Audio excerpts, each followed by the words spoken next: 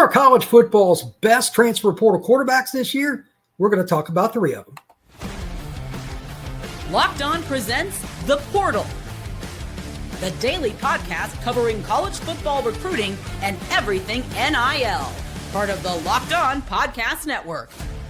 Your team every day. To the Portal Podcast, where you get your daily recruiting, NIL, and transfer portal scoop. I'm your host, Brian Smith, longtime college football recruiting analyst. Thank you for making the Portal Podcast a part of your day each and every day here on the Locked On Podcast Network. We are brought to you by FanDuel, and new FanDuel customers can win $300 if you win your first $5 bet. Just visit FanDuel.com to get started.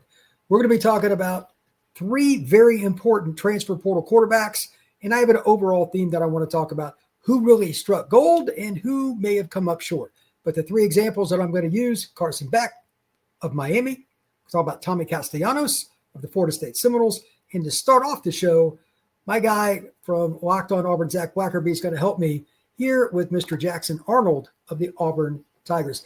Zach Blackerby, how you doing today, sir? Fine. It's been a week. It's been a week already, Brian. Yeah, your week is really topsy-turvy with the head coaching change on the basketball side and the crazy, not so good officiating in the Oklahoma game, et cetera, et cetera. But we're going to focus, Zach. We're going to focus. Before I get to the passing stats, you watch everything Auburn and study it. That's you're a fan, you're a grad, and you cover the Tigers daily and Locked On Auburn. How good do you think Jackson Arnold has been as a runner? Especially in that Baylor game, I thought he was good. So yeah, I mean, that was a big reason why Auburn won. Wasn't the only reason. Well, it was a huge reason why Auburn won in Waco, especially when there were a lot of eyes and more pressure on him than normal because of just the nature of everything that's gone on. So, yeah, I mean, I think he's an elite runner with the football, and to the point where I've almost questioned a little bit, why is there not more design there? And I'm sure you're going to ask me about this past weekend, so I'll go ahead and go there. Like, I think that should have been part or a larger part of the game plan on the road against Oklahoma. But we saw him take a lot of dropbacks, and that's what, Hugh Freeze's RPO kind of determined when Oklahoma loaded the box. And so there was a lot of passing, which led to a lot of sacks and not as many Jackson Arnold rushing opportunities as we all would have expected or liked from the Auburn side of it. But still, like, when there was probably most pressure on the game, when Auburn's down on the eventual go-ahead drive, it's 4th and 11, and he puts together a 15-yard run to kind of convert. Then Auburn would eventually score and take a 17-16 lead in the 4th quarter. Like, those are the runs that Jackson Arnold is best at. There are very few running backs in college football better than him in running in those situations. I'd like to see more of it, especially in these games who are already going to be physical. I would agree. Oklahoma presented a very unique challenge. One could argue the best front 7 in college football. It's certainly the top 5 or so. I think that's a conservative answer. But to not have more design runs was a little surprising. Maybe a little speed option or something. Yeah, and it seems like it's being coached that way because he's holding, like, there is no internal clock with Jackson. And a lot of coaches spend a lot of time coaching quarterbacks to stay in the pocket even when they feel pressure. They don't have to worry about that with Jackson. He's going to stay in the pocket despite getting hit, a million times before that, which there is some good to that. But obviously holding on too long and not having any feel is something they're going to have to work on with him. And I kind of wonder if they changed the coaching to 1 read, 2 reads, go, because he has the feet and the legs to do that. So curious to see how they adjusted that moving forward, because he had time against Oklahoma. Like, not all of those, it got adjusted to 9 sacks. All of those 9 sacks were on the offensive line. Hugh Freeze said it was about half and half. When I went back and watched tape before Hugh Freeze spoke, I thought it was mainly on Jackson. I mean, most of the time you had like 3.5 seconds to throw the football. And against Oklahoma, like, that's what you got to know, that you've got to get rid of the football at that point. So I put more of it on Jackson than the offensive line, but there are going to be teams, like you said, that aren't Oklahoma, that he is going to have more time to throw it. And I mean, arguably, like, if you need more than 4 or 5 seconds to throw it, then I think you have to have another conversation. Well, that's kind of why I want to go to this next little tidbit here. Okay. This is probably not as friendly if you're an Auburn fan. And why in the world did you just come back? What in the world just happened? Oh, you're good. There we go. All right. Why is it that he's missing? He's had a few clean pockets. Yeah. Where he missed guys down the field. I'm not saying he's got the yips, but like Cam Coleman's one of the fastest gazelles in college football. And he's still at like 15 yards per deep pass. That's really good. Mm-hmm. He could be at like 24, 25. Yeah. I mean, he missed Cam twice against Oklahoma. Right. Also got him a few times against Oklahoma, but the big one where Cam, it was like just a stop and go pattern. I mean, it was beautiful. Like it should be teaching tape. It was beautiful as far as how you want to run that route. And he had him open by like 15 yards or so. And like, if you're Jackson, you got to see that. Just put a little air under it. That's not a throw you have to put on a rope. You got to have some feel for what's going on. And so like Cam still got his hands on, like his fingertips on it, but he had to like really dive for it. The other one, Cam let up in defense to Jackson. I think that would have been more on Cam Coleman, which that's really been the only critique, the negative critique towards Cam Coleman in his year and 4 games so far has been, he doesn't always finish routes, and that unfortunately kind of reared its ugly head on that other attempt that we're talking about against Oklahoma. I just wonder if he would have hit one more play or something like that, how his attitude would have been throughout that second half. Like they had some opportunities early. Yeah. Like it changes your mentality, especially when you're getting just smacked. Like their offensive line may or not been responsible for all 9 of those sacks. However, they weren't very good. The offensive tackles are not upper echelon SEC quality right now until otherwise proven. That's how I look at it. And I don't know why, because we thought they were going to at least be above average. Yeah, I'll push back on that a little bit. Like, I don't know what else you really want from him in that situation. I mean, in the pass protection game, I think they gave Jackson enough time. And in the running game, if you want to say they didn't do a great job of creating running lanes against Oklahoma, I won't push back on that. But I would say that they didn't really have a whole lot of opportunities to do so. But I don't have a major issue with the tackles. Now, like they jump off sides a lot. That's weird. That's something that has to be fixed. That's inexcusable at this point. But as far as like pass protection goes, I don't think there's any like major glaring issues there. Well, I think they need to get, well, at the end, they knew they were going to throw. The last few plays were pretty bad, but the last drive as a whole was a joke. Like there was just no level of preparation there. Like no one on that offense was ready.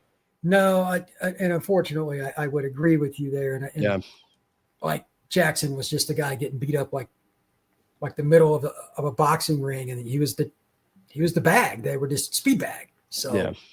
What would you say is the one thing he's got to do? Because they got A&M coming up on the road. They get a bye, then they got Georgia, then they got Missouri. Like it's no friendlier. What is the one thing you would change with him besides the obvious, just getting out of the pocket or speeding up his clock? Anything else? Yeah, I mean, obviously throwing with anticipation will be big. You went out and got all these massive mega receivers, and you're not really throwing to them and like, hey, go get it type situations. And that's, right. I mean, Cam Coleman is a cheat code because you can still throw to him when he's covered as a bailout. And that hasn't really been a thing yet. Jackson's so afraid to turn the ball over. And like he hasn't thrown a pick yet. He should have thrown 2 against Oklahoma. He was fortunate with some drops. But like you've got the best or second best receiver in college football right now. Like I think it's Jeremiah Smith, and then I think it's Cam Coleman. I think he has kind of proven that he is a better receiver right now than Ryan Williams. That's just how I'm not biased at all, right? So I think using those guys and Eric Singleton, just trusting them. And it sounds like that's what Hugh Freeze is continuing to tell him over and over and over again. He kind of hinted at that at his presser earlier this week. So yeah, use these elite receivers that Auburn got for you. Use them. Yeah, that's my biggest thing. I agree with you, Zach. Thank you very much for coming on. Tell everybody where they can find your work, my friend. Yeah, Locked on Auburn available. However you're checking out the portal, you can check out Locked on Auburn as well. Thank you very much, sir. Today's show is brought to you by Mazda. Mazda crafts cars for those who do more than simply move. You can make everyday drives feel like anything but, from smooth handling to intuitive controls. And with all-wheel drive standard in every crossover SUV, you can drive with confidence through almost any season. Like our players, we sweat every detail because when you make every move count, impossible becomes irrelevant. Mazda, move and be moved. We are also brought to you by our friends over at Monarch. People don't often know what their financial accounts are or even what they're worth, whether it's a 401k, their properties, investments. And when you don't have the full picture, you can end up leaving money on the table. That's where Monarch Money comes in. It's the all-in-one personal financial tool that brings the entire financial life together in one clean, easy-to-use interface. Monarch is built for people with busy lives. If you put off organizing finances, Monarch is there for you. Monarch does the heavy lifting. You can link all your accounts in minutes, see clear data visuals, and get smart categorization of your spending, and finally feel control of your money, whatever you need to get done. With Monarch, you're going to have the opportunity to put everything right there for you to make it convenient, concise, and get everything organized so you don't miss anything. Don't let financial opportunities slip through the cracks. Use Locked On College at monarchmoney.com in your browser, or half off your first year. That's 50% off your first year at Monarch Money with code Locked On College. Thank you once again for making the Portal Podcast a part of your day each and every day here on the Locked On Podcast Network. I am Brian Smith, longtime college football recruiting analyst, bringing you all the latest recruiting and today transfer portal information. Next up for me is Tommy Castellanos, one of the best quarterbacks in the country this year.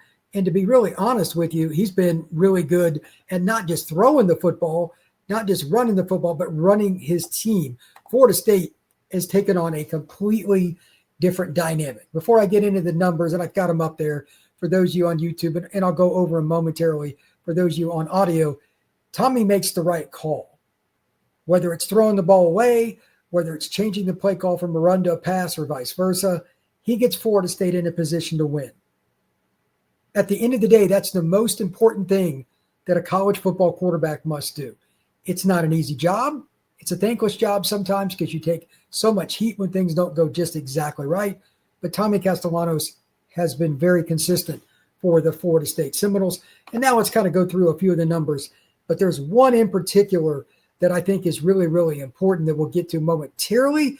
That's the deep ball throw. But here are just the basic numbers for Florida State's Tommy Castellanos. 71% completion rate. And he's thrown the deep ball quite a bit, as I'll note in a moment. But he's hitting 71% overall. So 5 out of 7 passes are complete. He's at 594 yards, 3 touchdowns, only 1 interception. And overall, he's averaging 15.6 yards per attempt. That is incredible. And when you go and look at his passing depth numbers, that's where it really takes off. Tommy Castellanos is averaging 30.7 yards per passing attempt. That's right, 30.7 yards per attempt on passes that he throws to anybody that catches it 20 or more yards down the field. He is 5 out of 9, 55.6%, 276 yards, 2 touchdowns, no interceptions. He has 5 big-time throws down the field already. Absolutely been money. He had a bomb against Alabama that he hit to Squirrel White. He hit Jalen Lucas down the sideline. He's hit Mekhi Danzy multiple times. He's hit Deuce Robinson down the field in tight coverage on these guys. And he's thrown it up to him and given his playmakers a chance to make a play. It's been incredible. On top of that, again, he's not just throwing it up willy-nilly. He's throwing it when he needs to throw it up there. I think Thomas Castellanos is probably going to end up in the Heisman race. They've got a game this Friday against Virginia. Then they play Miami October 4th. If both of those games go well for him, not only is Florida State going to have an opportunity to win both, but Tommy's going to be catapulted towards the front of the media. I think he's a guy that deserves at least some credit for being in the Heisman at this point.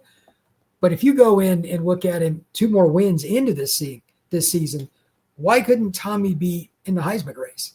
As a runner, he's averaging over 4 yards a carry, even though sacks count against quarterbacks in college football on their rushing total, and he's dynamic. And I guarantee you that quarterbacks under Gus Malzahn, when they go into the big games, they got a little something extra. Gus will keep something in his bag. So the Miami game, don't be surprised if Tommy has a few extra plays, something they come up with that gives him a chance to score an extra touchdown or throw an extra touchdown pass. Gus Malzahn does a great job with that. Final point here on Mr. Castellanos. This has been a meteoric rise. What is left for him to do in terms of a wow play? Is it a pass? Is it a run? I don't know. But again, looking at his numbers, he's even been consistent in the middle of the field where it's more difficult to throw. And he's averaging 18.7 per attempt there. He's 7 out of 9, which is 77.8%.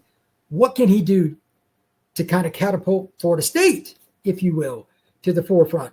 They're on the edge of being a top 5 team. They're number 8 in the AP poll right now. But Thomas Castellanos has been absolutely money for Florida State.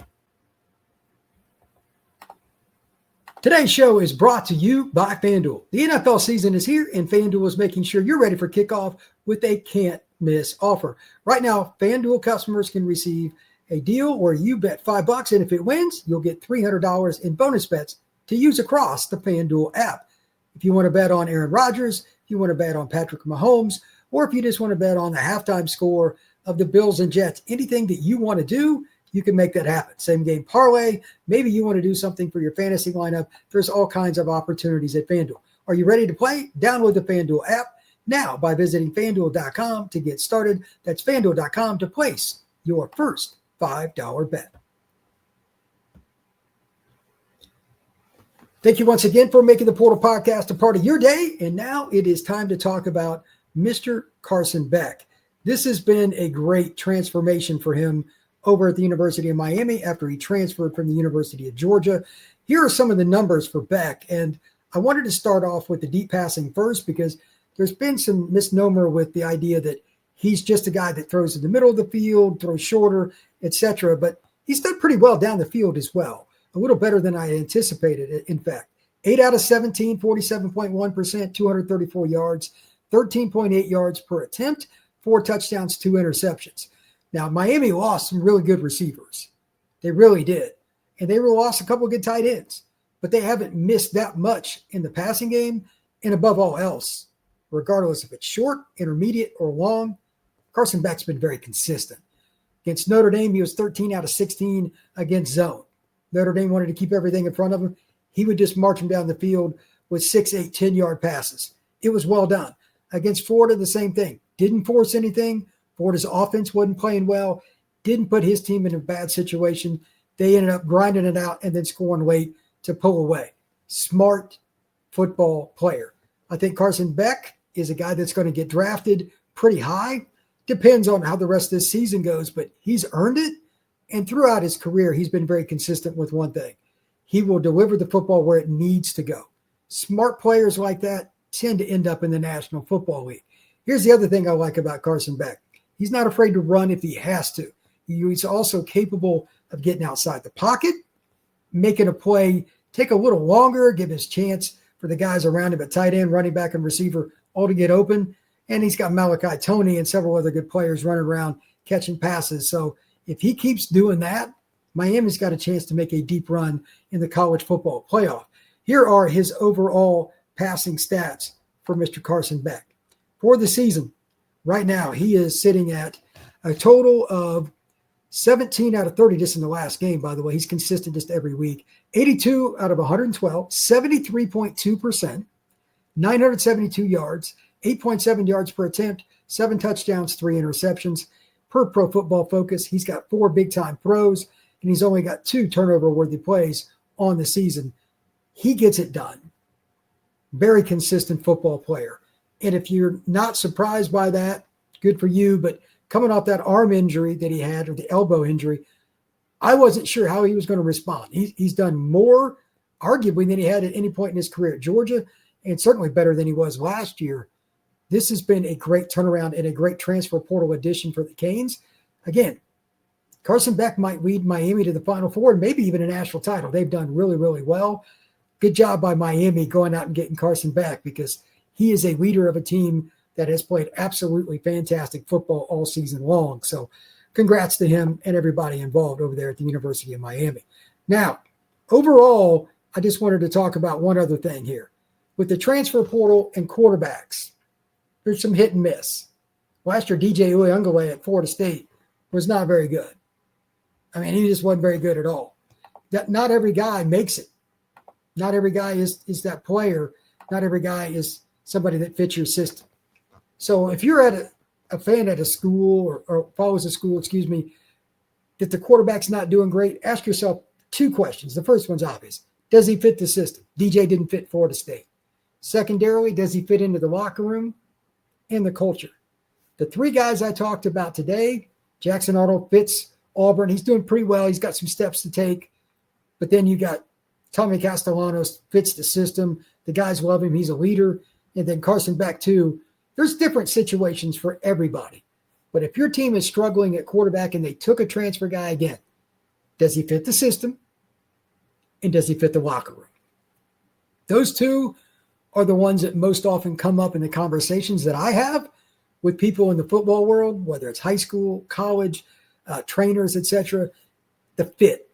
It is very, very important. So a lot of different players go out there and make it happen, but it's not necessarily a situation where they can change schools. Not everybody's for every system.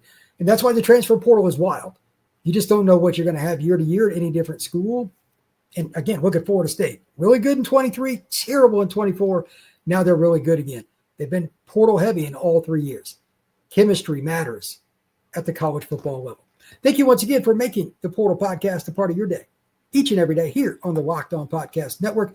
Please like, please subscribe, and share this podcast. And if you're on Apple, please hit that automatic download so you can't miss anything. We will see you again soon on the Portal Podcast.